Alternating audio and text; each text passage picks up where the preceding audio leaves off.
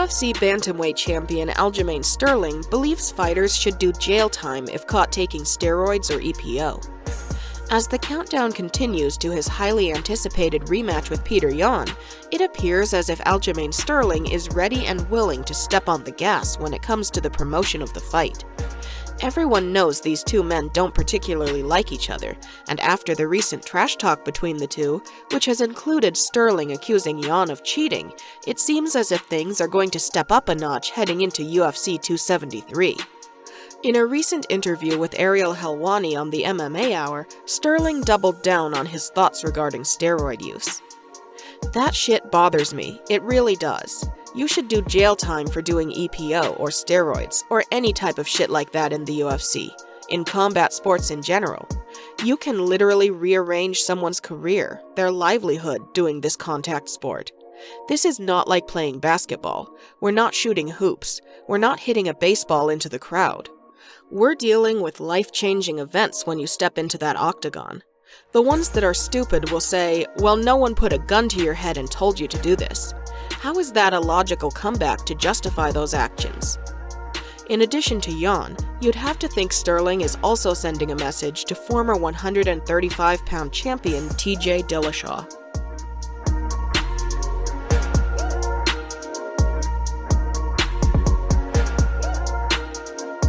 During a recent interview with Submission Radio, Fernand Lopez was asked if he would ever train with Ngannou again. He had the following to say: "I'm really open to shaking his hand again or talking to him again, but I can't work with him anymore. Working in MMA is a really complicated job. I won't go back to work with Francis ever, but I hope that we are able to say hello and be polite, and be respectful. It's just a sport." Lopez was also asked about Ngannou's stance on fighter pay. He had the following response: "I wasn't impressed by his recent comments. Not at all. Everybody in this job is looking to get more money, but to make a difference, you have to be good at negotiation. The UFC is not a non-profit organization, it's a private company. If I have a private company, I do whatever I want. If I want to pay you $1, I'll pay you $1. If you don't want it, walk away. If you sign the contract, then you stick to the fucking contract. That's it, period. If at the end you want to renegotiate, then that's fine. Francis has always had problems with negotiations, always wanting to take over.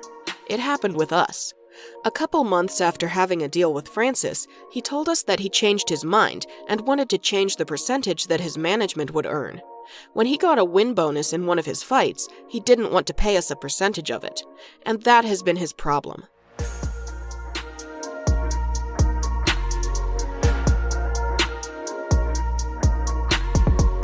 UFC featherweight champion Alexander Volkanovski has hit back at Giga Chikadze following the Georgian's recent criticism.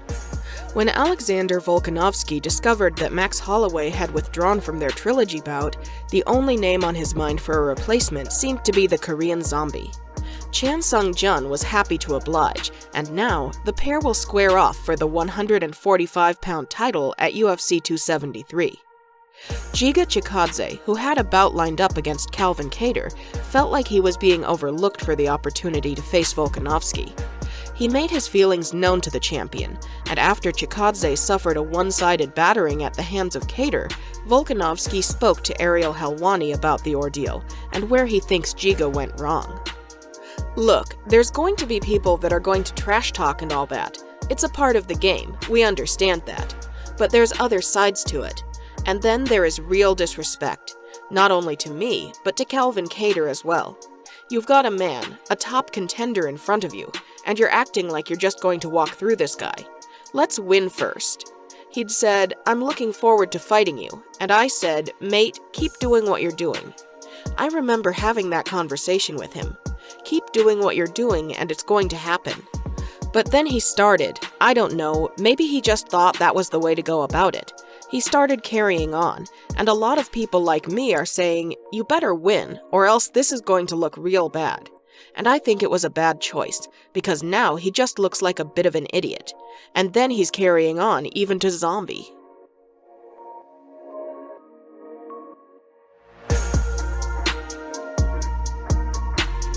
Chael Sonnen has applauded Jorge Masvidal for living up to his BMF reputation by accepting a potential career-ending fight with Colby Covington. Last Tuesday, it was announced that the former roommates, Masvidal and Covington, would be having their long-awaited grudge match on March 5, 2022 in Las Vegas. The enticing welterweight matchup is expected to headline the UFC 272 pay-per-view fight card, and according to Chael Sonnen, there is a ton at stake for Gamebred. These guys have such a problem with one another that they'll put everything on the line. Even if I lose, I'm going to punch you right in your mouth. Both of them have this mindset, right? Nothing could be better. But in all fairness, I really have got to show respect to Masvidal, because this is a career-ending fight. It is that big of a deal. There will be that much attention and that much focus and that much hatred going into this battle. Jorge, who is the second biggest draw in combat sports right now, he's coming off of 2 defeats. If he goes out there and he gets taken down and he gets mauled for 25 minutes, it's going to take a lot of luster off of the shine that is the second biggest draw in the UFC, Jorge Masvidal. It's a big deal, and Jorge signed up anyway. God damn, I respect that. Colby Covington will also enter UFC 272 with hopes of getting back into the win column. The former interim welterweight title holder suffered his second career defeat to Kamaru Usman back in November.